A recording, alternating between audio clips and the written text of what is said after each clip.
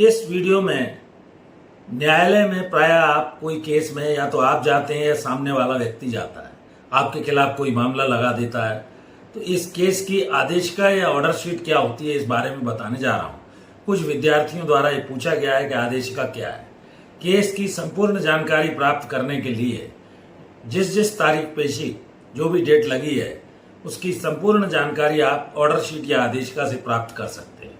Civil case में भी आदेशिका लिखी जाती है, क्रिमिनल केस में भी लिखी जाती है, रेवेन्यू केसेस में भी लिखी जाती है। तो ये जो ऑर्डर शीट या आदेशिका है, क्योंकि केसेस कई साल तक चलते हैं, विभिन्न पेशियां लगती हैं, हर कार्यवाही प्रत्येक पेशी पर आगे बढ़ती है, किस पेशी पर क्या कार्यवाही हुई इसका विस्तृत डिटेल जो केस की फाइल होती है उसमें सबसे आगे ऑर्डर शीट होती है।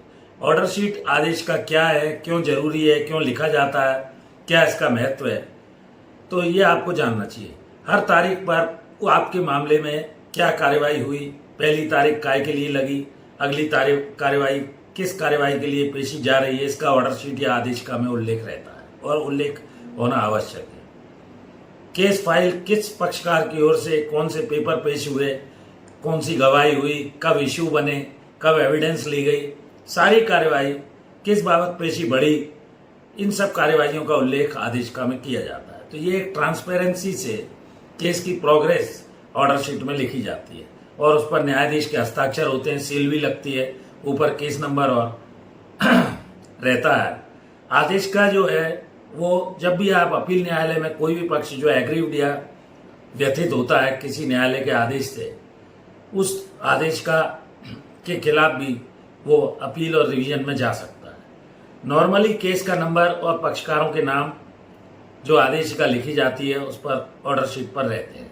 अधिवक्ताओं की उपस्थिति शुरू में डलती है, किसके लिए कार्यवाही के लिए मामला नियत है उसका उल्लेख और लिखा जाता है। आज फलाना प्रकरण, इस प्रकरण में इस कार्यवाही के लिए नियत है, कौन उपस्थित है, नहीं है, क्या कार्यवाही हुई, अगली कार्यवाही किस कार्यवाही के लिए आगे आदेश का बढ़ाई जा रही है, इसका उल्लेख नॉर्मली केस में किया जाता है। कोर्ट के जज के हस्ताक्षर और सील उसके नीचे रहते हैं।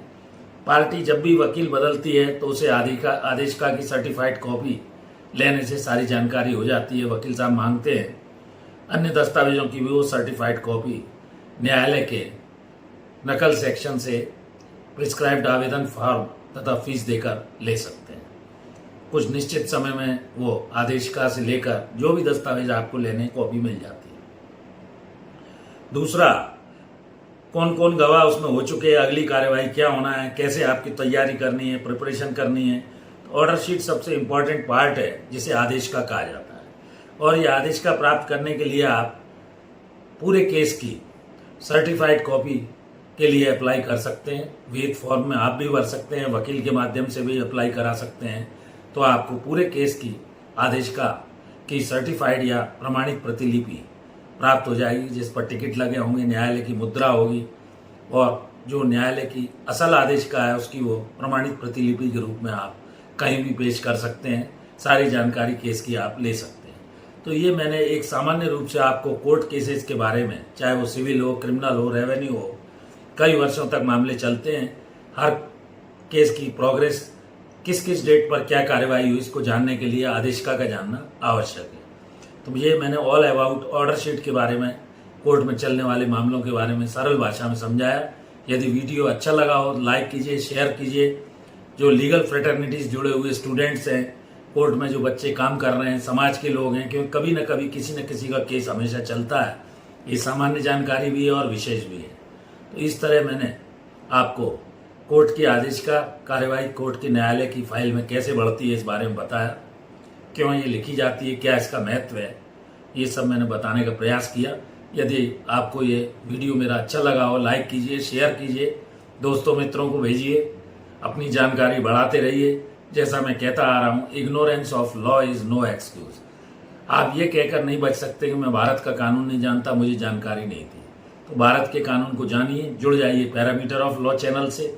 इसकी प्लेलिस्ट में जाइए, मैंने विषय के अनुसार बहुत सारे वीडियो डाले हुए हैं और मेरा प्रयास यही है कि हर व्यक्ति कानून को जाने, अपने जीवन में आगे बढ़े, अपना भविष्य संवारे। इसी शुभकामना के साथ एक और विशेष अनुरोध, मेरी धर्मपत्नी श्रीमती अर्चना शर्मा का भी यूट्यूब पर चैनल है, उसे भी देखिए। चैनल सब्सक्राइब कीजिए, वीडियोस देखिए, लाइक कीजिए, शेयर कीजिए।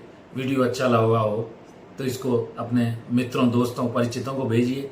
इस वीडियो में यहीं तक। Thank you for watching this video. हृदय से आभारी हूँ। नमस्कार।